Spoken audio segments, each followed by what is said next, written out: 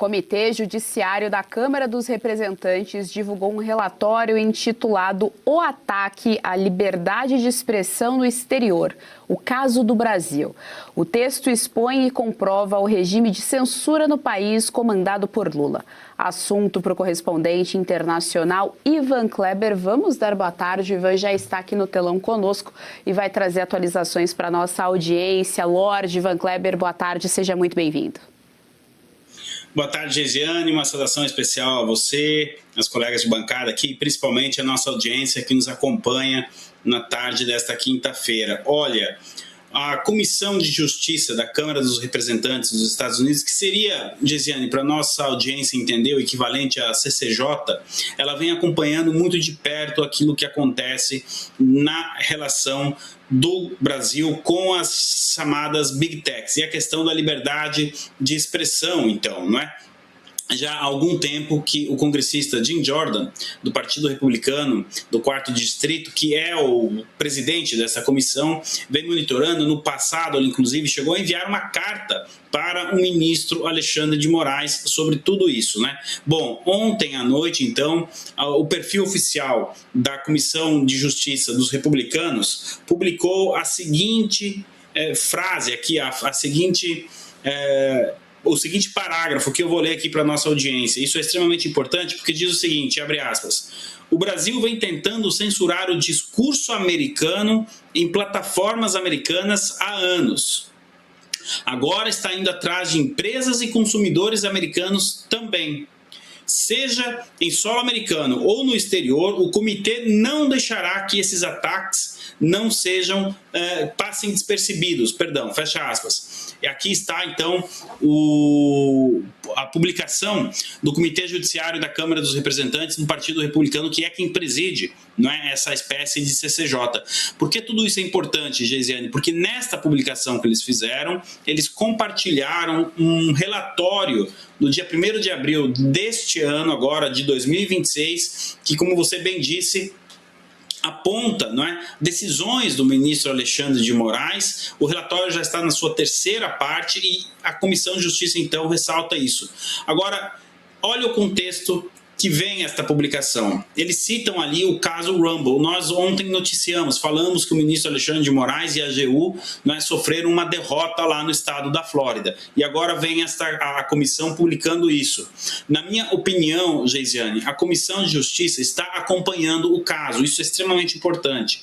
E, nesse sentido, então, esta publicação feita pelo Comitê de Justiça da Câmara dos Representantes pode ser, inclusive, anexada pela defesa do Rumble, pelo advogado Martin de Luca, enfim, pela sua equipe, caso eles considerem que isso seja importante, não é? Lá no processo. E aí, Geisiane, nós estamos falando de relatórios que estão sendo produzidos pelo menos desde no final de 2023, desde o início de 2024.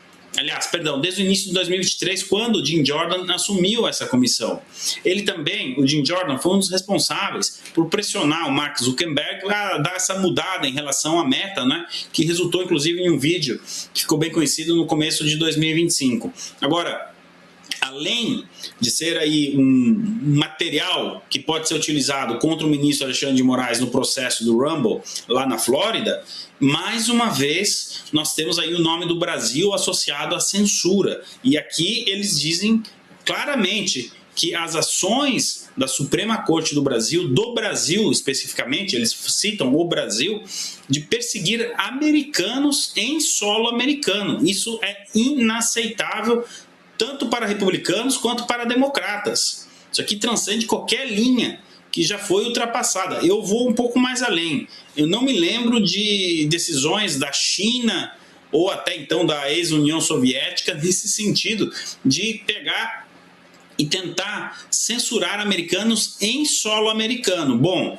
o ministro Alexandre de Moraes, através dessas decisões, tantas decisões que tomou, né, vai encaminhando isso e, com certeza, então, essa questão vai aumentar ainda mais o conteúdo da defesa do Rumble contra o ministro Alexandre de Moraes. Geisiane? Deixa eu trazer aqui a tela, Ivan Kleber, as nossas analistas. Fabi Barroso, sua pergunta. Ivan, em relação ao prazo que foi concedido ontem no processo, eu, no meu entendimento, eu sei que preciso fazer uma pergunta, mas eu vou colocar isso porque eu acho pertinente. No meu entendimento, só foi concedido uma dilação de prazo, não vejo vitória ou derrota, né? Simplesmente a gente tem uma juíza no processo da Flórida sendo imparcial, e a gente no Brasil aqui, a gente perdeu um pouco do nexo, né, de um juiz imparcial. Mas o que eu acho importante?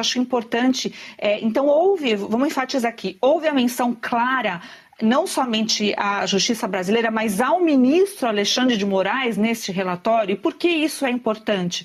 Porque nós temos ainda a possível volta da Magnitsky, se for ainda constatado que as violações permanecem e que ele continua sendo um violador de direito humano e violando a lei, a legislação americana, né? Talvez isso seja de suma importância. Então, a minha pergunta vai nesse sentido, se eles realmente mencionam, né, ipsis liter, o ministro Alexandre de Moraes, e o nosso entendimento aqui em relação à volta, né, da Magnitsky, ou falar novamente da Magnitsky, que eu acho que o pessoal está até traumatizado com esse nome dessa lei americana.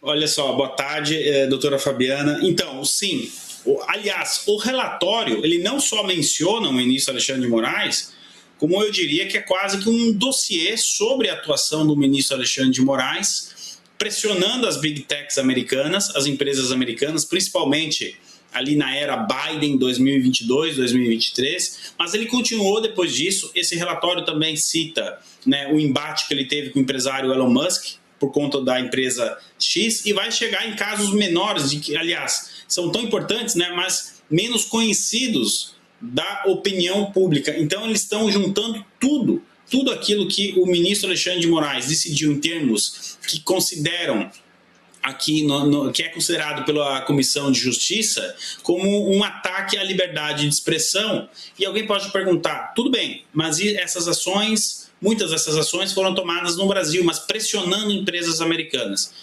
Tem uma coisa que eu aprendi, doutora Fabiana, é que americano não gosta de ser pressionado.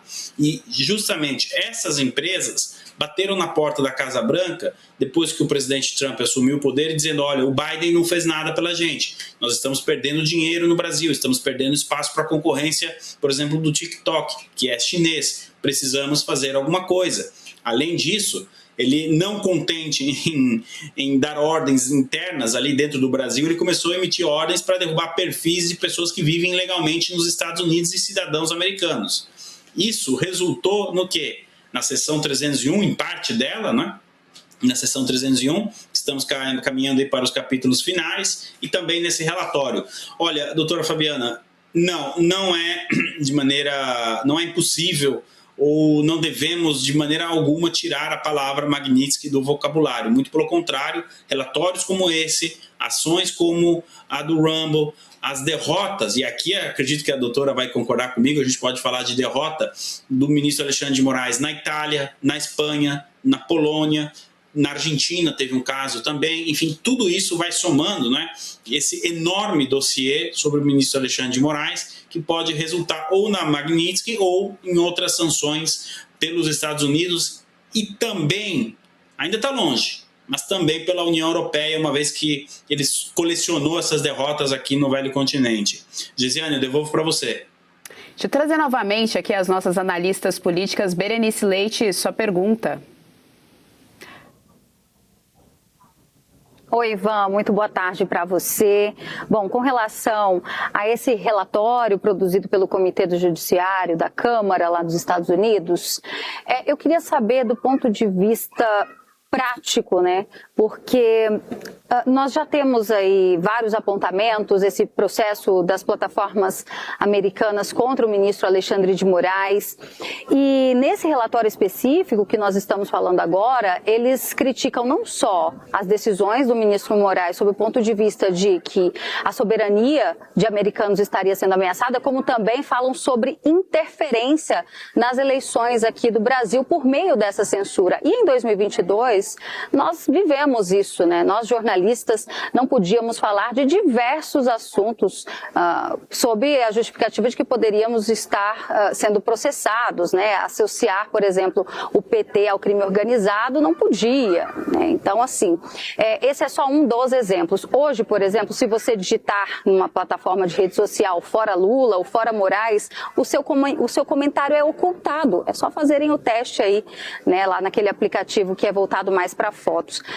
Mas onde é que eu quero chegar com isso? Um relatório como esse, por exemplo, que fala em interferência nas eleições aqui no Brasil, isso pode impactar do ponto de vista dos Estados Unidos, talvez nem reconhecerem o resultado das eleições, caso o candidato à reeleição, que parece ser o beneficiado diante dessa censura, ser reeleito pelas nossas urnas eletrônicas aqui no Brasil, pode haver essa consequência de um não reconhecimento das eleições aqui no Brasil por parte dos Estados Unidos, e o que isso significa na prática?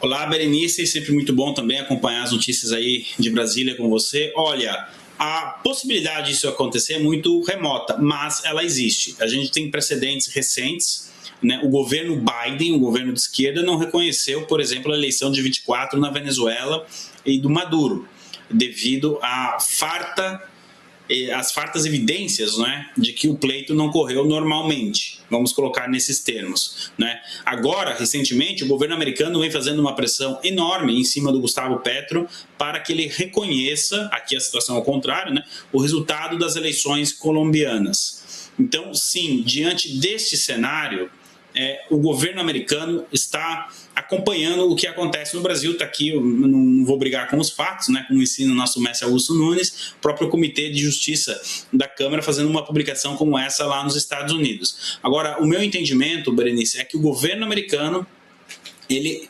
passe a avaliar a partir de agora, principalmente no processo eleitoral, que se não me engano começa dia 5 de agosto, né, 6 de agosto, até o dia da eleição de primeiro turno e depois de segundo turno. Então, se nós tivermos medidas como essa, por exemplo, como foi em 2024, durante o período das eleições municipais, que a rede social X ficou fora do ar aí no Brasil por aproximadamente um mês, inclusive com ameaça de derrubada do VPN, coisa de regime mesmo, né? Se tudo isso se repetir, eu acredito que existe assim uma pressão americana no sentido de não reconhecer o resultado das eleições, ou pelo menos de corrigir, digamos assim, a forma como as questões estão sendo administradas. O governo americano, a gente precisa deixar isso bem claro, não tem a menor intenção de interferir diretamente ou indiretamente no processo eleitoral brasileiro. Agora, também não pode acontecer tudo aquilo que aconteceu em 2022 ou 2024, como eu citei no caso do X. Qual é a grande diferença para 2022 em relação agora, 2026, não só no contexto americano, mas no contexto mundial como um todo? A União Europeia, países da União Europeia, em 2022, fecharam os olhos para o que estava acontecendo no Brasil também. Tá? A gente teve uma grande complacência dos países europeus em nome da democracia, o Lula se apresentou como candidato da democracia, etc. Bom, isso não está mais acontecendo. Jornais europeus, nós reportamos aqui no último ano, a audiência é testemunha, quantos artigos críticos a Lula, a sua política e também questionando o seu apreço pela democracia. Então, o cenário internacional como um todo mudou muito desde 2022 e a gente espera, então, que agora em 2026 essa pressão internacional vinda dos Estados Unidos para que o pleito ocorra normalmente surta o efeito que a gente espera e que a vontade do povo prevaleça nas urnas. Gesiane, devolvo para você. Muito obrigada, Ivan Kleber, pelas informações aqui no nosso JDO2. Até a próxima.